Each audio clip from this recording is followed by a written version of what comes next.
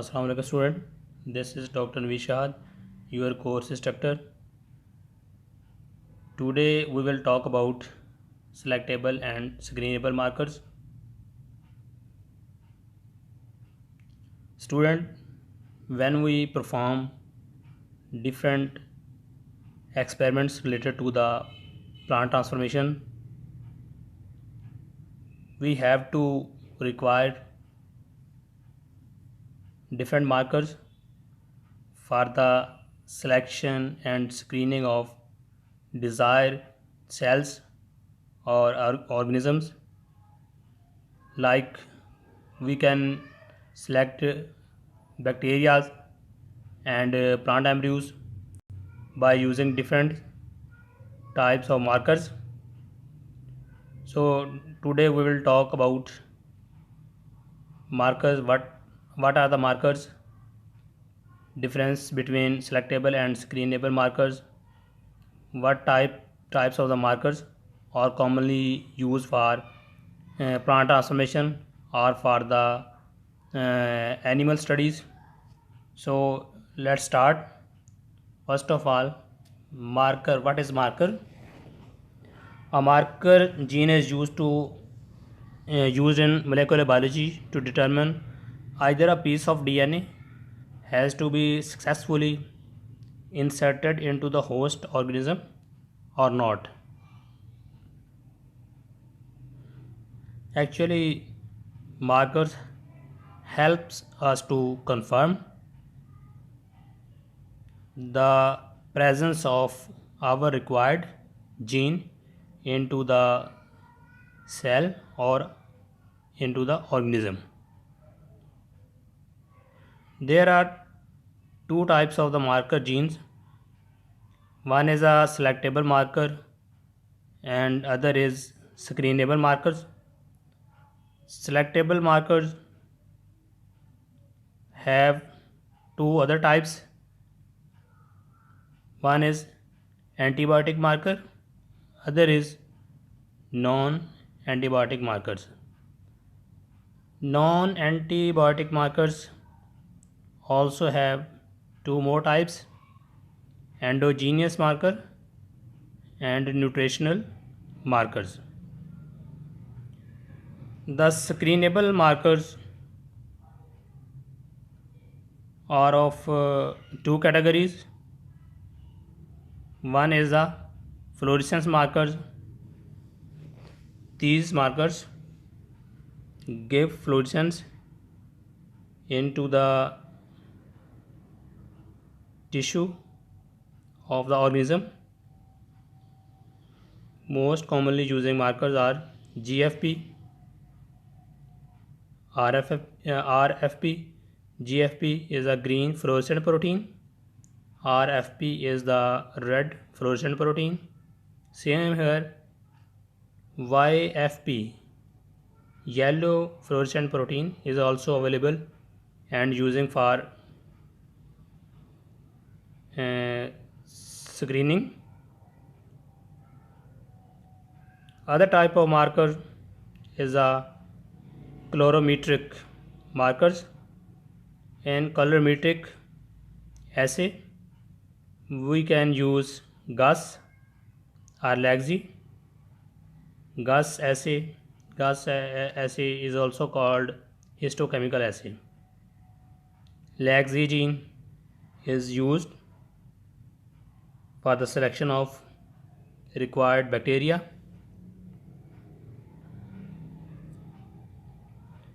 Selectable markers are required for maintenance of plasmid in the cells. Under the selective condition, only the cells that contain plasmid with the appropriate selectable markers are able to survive.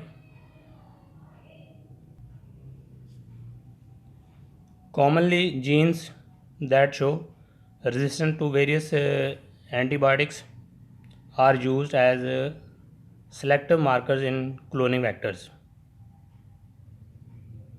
These are called antibiotic markers. But at times, nutrition markers or endogenous markers are used as selectable markers. What are the drawbacks of selectable markers? There are two drawbacks of selectable markers. First is the loss of selective pressure as a result of antibiotic degradation and inactivation. It's mean these selectable markers are not so much effective because antibiotic are working only when these are in the active form, are in the fully intact form. If degraded or inactivated, so there will be no selection pressure. Other is a contamination of product or biomass by antibiotics. If we are using antibiotics and want to get some kind of medical product or regulatory material, so in this case antibiotics may be a contamination in that one product. In that one product are biomass. So contamination of antibiotic is another drawback of selectable markers.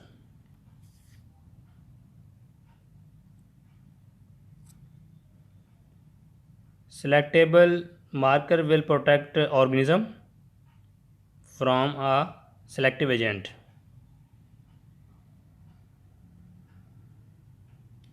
How selectable marker work? Protect organism from selective agent that would normally kill it or prevent its growth. In most applications, only one in a several million or billion cells will take up DNA. Rather than checking every single cell, researchers use a selective agent to kill all cells that do not contain foreign DNA, leaving only the desired cell. In this case, selective agent is easily work and make this task very easy for us. Antibiotics are the most common selective agents in bacteria. Antibiotics are used almost exclusively in plants. Antibiotics that kill the chloroplast are often used. Although tolerance to the salts and growth inhibiting hormones is becoming more popular with the passage of time,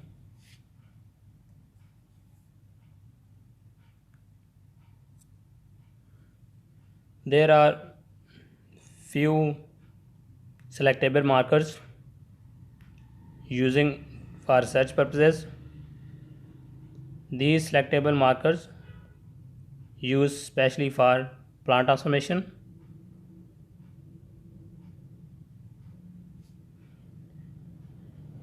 We will see here what type of the gene work as a marker and what is the gene product. This gene product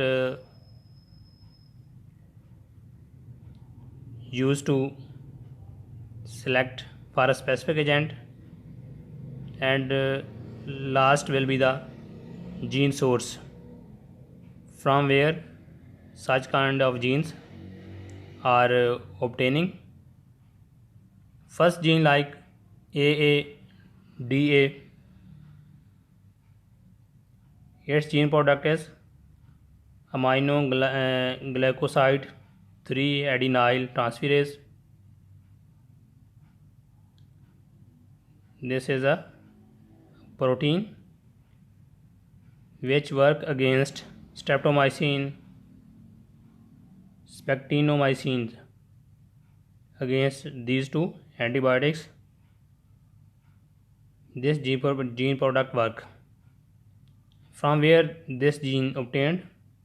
From Shigella flagellari. This is the organism, bacteria from where this gene obtained. Same ACC-C3, ACC-C4, ALS and BADH, BAR.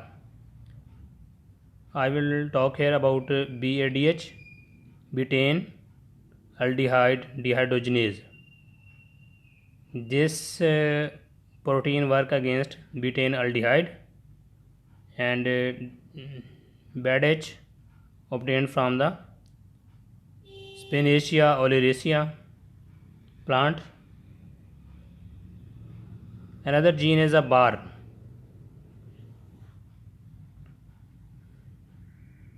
BAR, BLA, HPT, EPSP.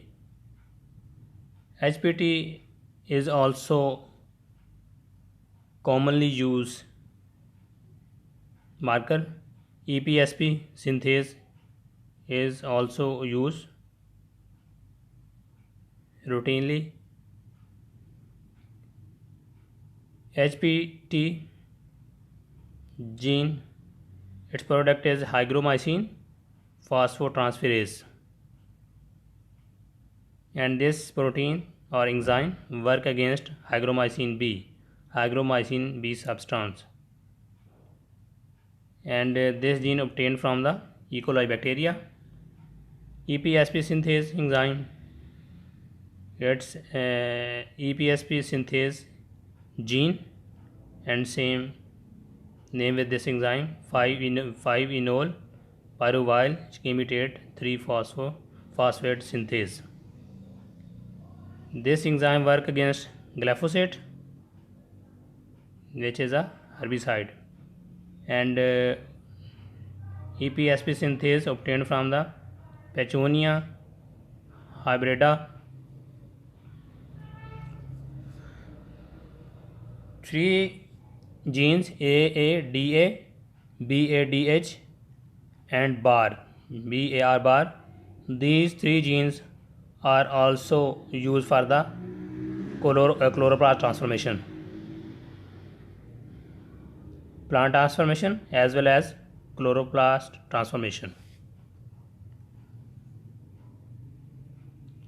Next, these are the different selectable markers commonly used in animals.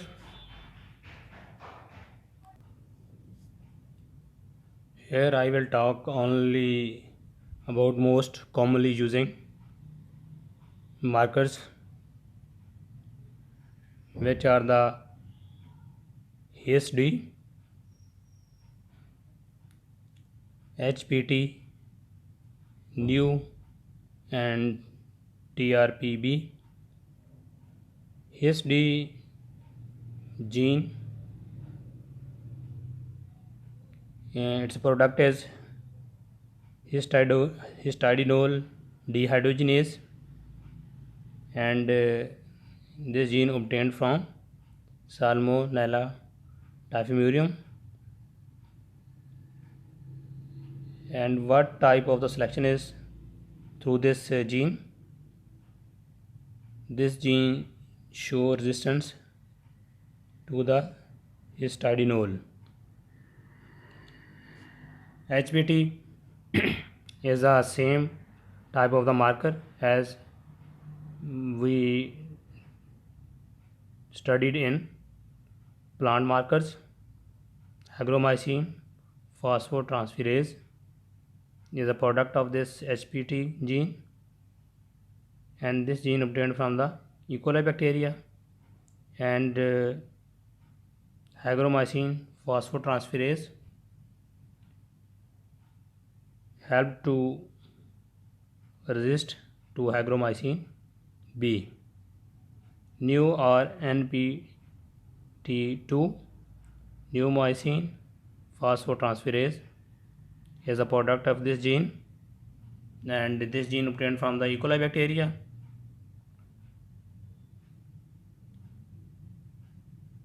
Neomycin phosphotransferase show resistant to aminoglycoside antibiotics. In this category, two antibiotics included neomycin and kanamycin. Next is the TRPB gene. This gene gave a product of tryptophan synthesis, and TRPB obtained from the E. coli bacteria. This gene shows resistance against indole. These were the few most commonly using markers in the animal studies. Next is the screenable marker.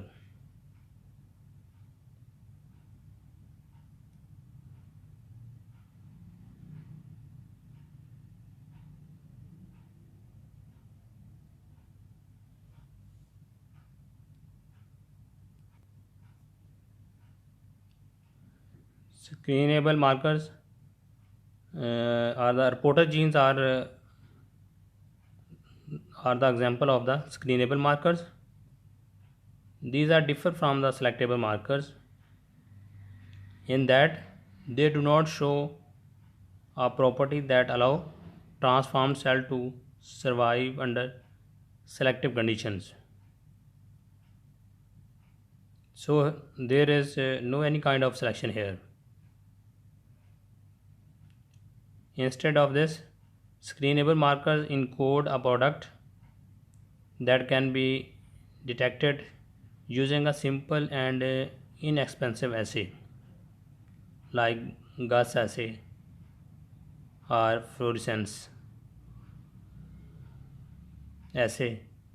When controlled by a strong constitutive promoter, reporter genes are often used as a marker to confirm transit or stable transformation. Since only cells containing the reporter gene construct can express the corresponding proteins.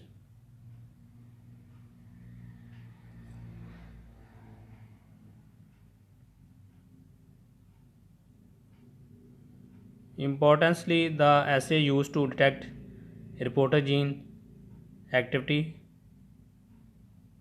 are quantitative, so they can also be used to measure transformation efficiency, because in this case we can count number of the plants or plants which are transformed. In this way, this type of marker help us to check the transformation efficiency.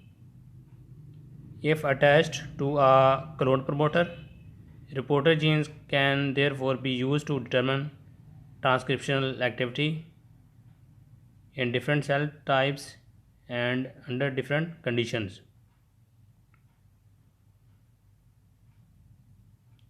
Transit reporter assays have been widely used to characterize and dissect the regulatory elements driving eukaryotic genes. The use of reporters is advantageous because it avoid the necessity to drive different assays for individual genes, and also allows the activities of transgenes and homologous endogenous genes to be distinguished in the same cell.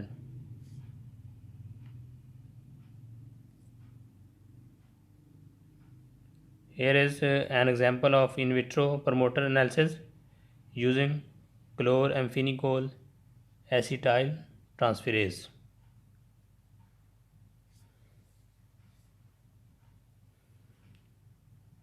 This type of reporter gene commonly used for the transformation in the animal studies, not for plants.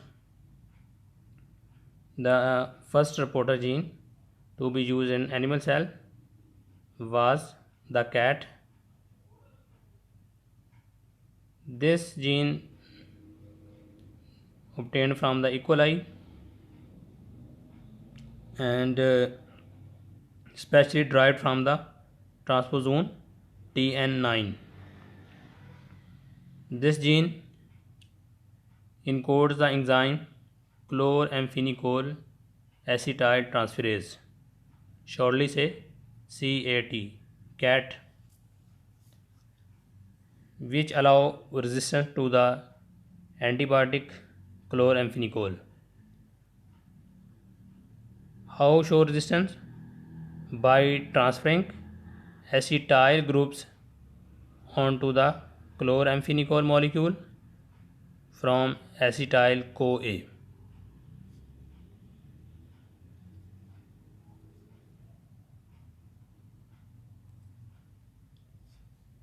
There are few commonly using screenable markers. A marker for screening will make cells containing the gene look different. There are three types of screening marker commonly used. First is the green fluorescent protein, GFP. This protein actually is the expression of a gene into the plant cells, and when this protein behind this protein specific gene transformed into the plant, when gene show its expression in the form of protein, this protein can be observed by specific microscopes.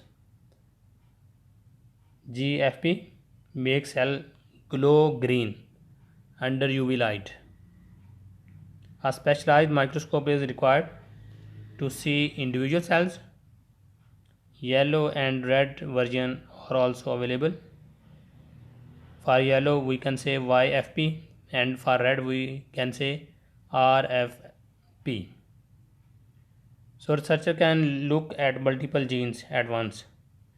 It is commonly used to measure gene expression.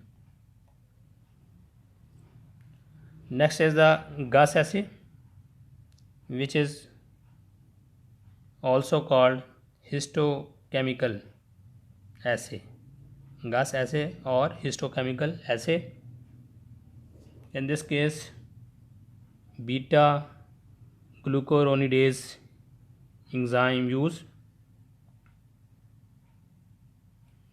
Gus assay is an excellent method for detecting a single cell by staining it blue without using any complicated equipment.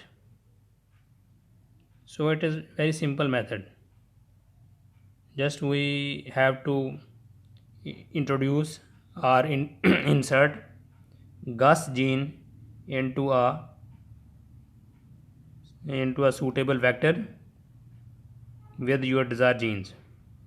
So through Gus assay we may confirm the presence of our gene into the vector, or even ultimately when introduced into the plant genome we can make such kind of study onto the plant tissues.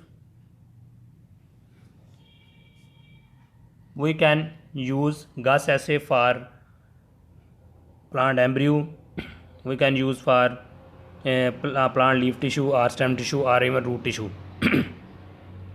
Any kind of plant tissue can be used to confirm the presence of Gus gene. There is a drawback of this Gus assay. Drawback is that cells are killed in the process. It is particularly used in the plant sciences.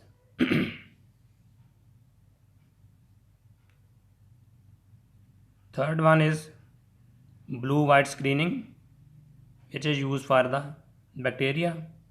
In this case, LAC-Z gene present in a suitable vector, the vector which we are going to use. LAC-Z gene we have already discussed in previous semester about LAC-Z gene. LAC-Z gene, if present into the vector, it has a complete ORF. If we introduce our desired gene into the LAC-Z gene region, so our desired gene will interrupt or break the LAC-Z gene ORF, so LAC-Z gene will not work properly. First we will have to know what is the function of LAC-Z gene. LAC-Z gene actually produce a specific protein which is called beta galactosidase. This protein break X-gal substrate which is present into the nutrient media. If beta galactosidase break the X-gal will change into another product, so that product show blue color. If blue color appear, so bacterial colony will be blue. It's mean LAC-Z gene ORF didn't break. LAC-Z gene produce beta galactosidase beta galactosidase enzyme. This enzyme break down the X-gal, so colony color will change into the blue. Its vice versa is our desired gene didn't insert into the another case, if our desired gene inserted into the LAC-Z gene ORF, so LAC-Z gene ORF interrupted. This gene will not synthesize or produce beta galactosidase, so there will be no any kind of breakdown of LAC-Z of X-gal, so bacterial colony will not change its color, it will be in the white color. So it's mean white colored colonies have our desired gene, while blue color colonies have not our desired gene.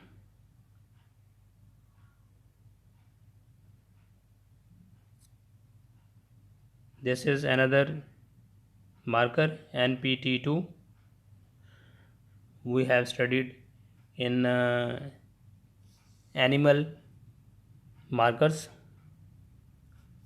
used for animal studies. NPT2 is used for the kanamycin resistant NPT2 neomycin phosphotransferase 2. Normally plant cells are sensitive to the kanamycin kanamycin, Kanamycin inhibits protein synthesis and protein translocation across membranes. Expression of NPT2 in the plant cells result in synthesis of NPT2 enzyme. This enzyme detoxifies kanamycin by phosphorylation. Here, kanamycin and NPT2 enzyme will change kanamycin by its phosphorylation, so it will be not toxic for specific cells or organism. So in this way, this marker will work.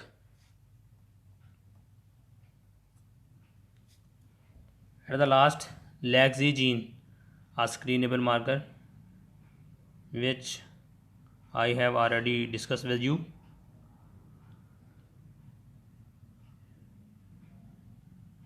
LAGZ gene present into the PAC18 vector.